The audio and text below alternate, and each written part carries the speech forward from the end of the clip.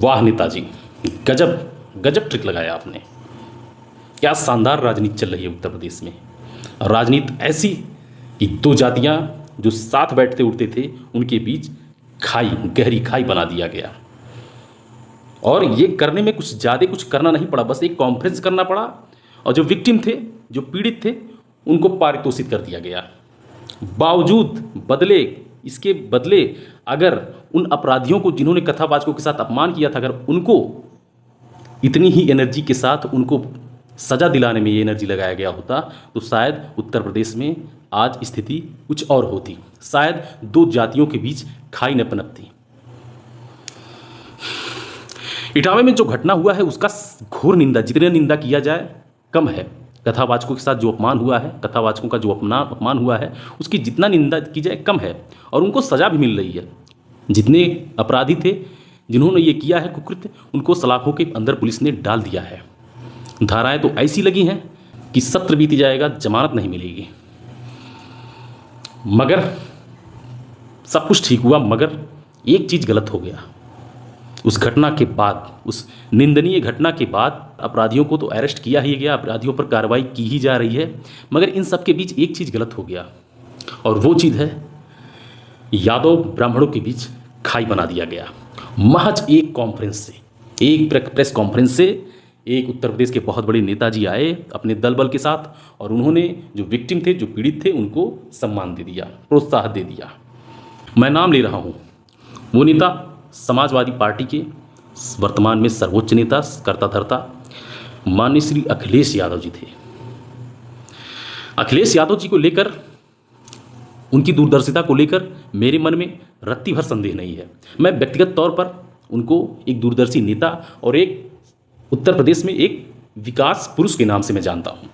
उनकी दूरदर्शिता, high technology की दूरदर्शिता वाकई काबिल तारीफ थी और इसको हर किसी ने माना भी है। उसके उदाहरण भी है, कई उदाहरण है, कई ऐसे काम उन्होंने किए हैं जो शायद उत्तर प्रदेश में अगर अखिलेश यादव न होते तो शायद अभी उत्तर प्रदेश उन कार्यों से वंचित रहता।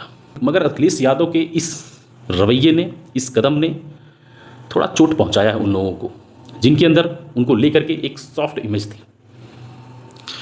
कुछ खास नहीं था इसमें, बस यही दिक्कत था, यही गलत हो गया कि उन पीड़ितों को बुलाकर उनको सम्मान कर दिया गया।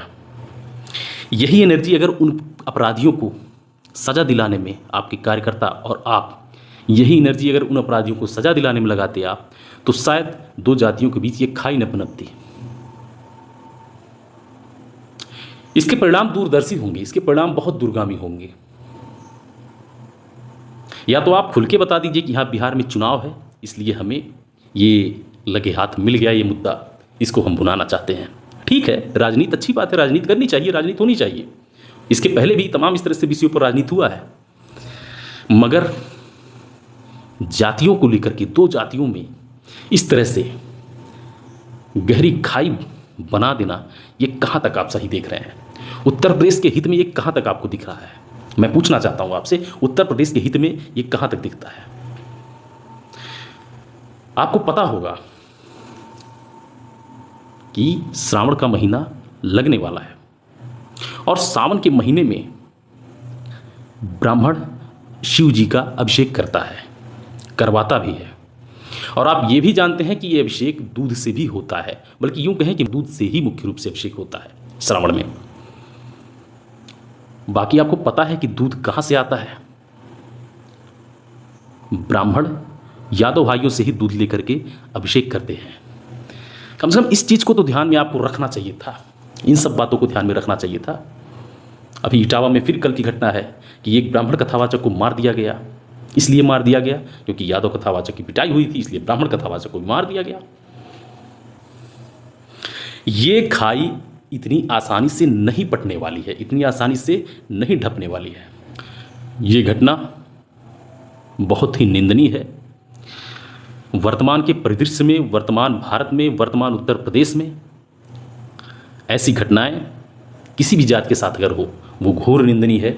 इसके लिए कड़ी से कड़ी सजा मिलनी चाहिए और मिल भी रही है। जिन्होंने यादव कथावाचक के साथ अपमानजनक व्यवहार किया था वे सलाखों के अंदर हैं और ऐसी धाराएं लगी हैं कि उनकी नस्लें याद करेंगी। मगर एक चीज़ इसमें और भी है